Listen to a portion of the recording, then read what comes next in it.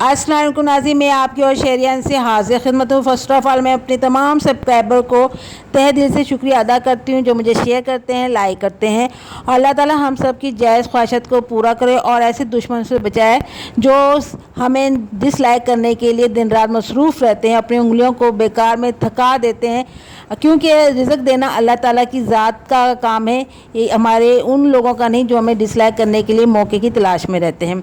जी हाँ नाज़रीन, आज हम बात करते हैं सितारा यासीन और नैना के बारे में। जी आज मुझे इनको देखकर बड़ा दुख हुआ, जिस तरह ये व्यू हासिल करने के लिए और पैसा कमाने के लिए और अपनी वीडियो को अपलोड करने के लिए सड़कों पे घूमी हैं। और इनके जो जितने भी जेंट्स हैं नोनी पास सारे रातों को अपनी रिहाइशगाह से बहुत दूर जाके पहाड़ी इलाके से दूर, मतलब इलाका बड़ा ख़तरनाक होता है, वहाँ बैठ के रातों को उन्होंने अपनी वीडियो अपलोड कर रहे थे। और ये तो कर रहे थे, लेकिन जब सुबह सितारा की वीडियो नहीं आई, तलाश किया सितारा को, तो बड़ा अजीब लगा। सितारा बाज़ारों में, दुकानों में, मुख्तलिफ़ दुकानों में, सड़कों पे घूम फिर रही थी कि मेरी वीडियो किसी तरह से अपलोड हो जाए, जो नहीं हो रही थी। और जिस तरह ये भगा रही उनकी तरफ, मैं बड़े अफसोस के साथ कि इसकी हालत मैंने देखी थी, मुझे बड़ा ही अफसोस हुआ कि किस तरह ये पैसा कमाने के लिए क्या कितनी मतलब सड़कों पे रुलना पड़ रहा है। तो बड़ा अफसोस हुआ।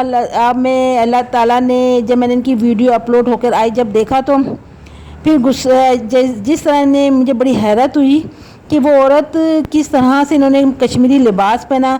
अच्छा लगता है जिस इलाके में आपने उस तरह के ड्रेस पहने, लेकिन ये दोनों की पिक्चर आपको नज़र आ रही होगी। ये कश्मीरी लेडीज़ कम लग रही हैं और ऐसा लग रहा है किसी मुग़ल आज़म के दरबार में जाके रक़्स करने वाली हैं। इस तरह का इनका कल्चर, और जिस तरह ये लिबास ये पहना हुआ था इतना टाइट था कि पता नहीं ऐसे कपड़े पहनते हुए कौन सी अंडरग्राउंड ड्रेस पहनती हैं कि बस ऐसा लगता है कि सारे फॉर्म वॉम इन्होंने यहीं पे जमा के रखे हैं। और बहन भाई माँ बाप आमने सामने से गुजर रहे हैं, ये पट्टा बार बार हटाती हैं। इनका बड़ा अच्छा स्टाइल है, जिन्हें देख के ऐसा लगता है किसी वाहियात घराने की पैसा कमाने के लिए ये सब कुछ करनी। बड़ा तरस आया कि पैसा कमाने के लिए कितनी इज़्ज़त लुटानी पड़ती है, पैसा कमाने के लिए इन दोनों को किस तरह अपने जिस्म की नुमाइश करनी पड़ती है कि बहन भाई सामने, शोहर ये दलाल लगते हैं मुझे, कोठे के जो घाक लगते हैं। तो इनकी वीडियोस से अभी थोड़े दिनों पहले भी इन्होंने ये काम किया था, अब भी ये काम जिस्म दिखाने का कर रही हैं। और बस इसी तरह ये पैसे कमाती है। अल्लाह ताला इनको तसल्ली दे और इतना इनके दिलों को इत्मीनान पहुँचा दे कि जिस्म दिखाए बगैर भी अच्छे काम होते हैं, ऐसे नहीं होता।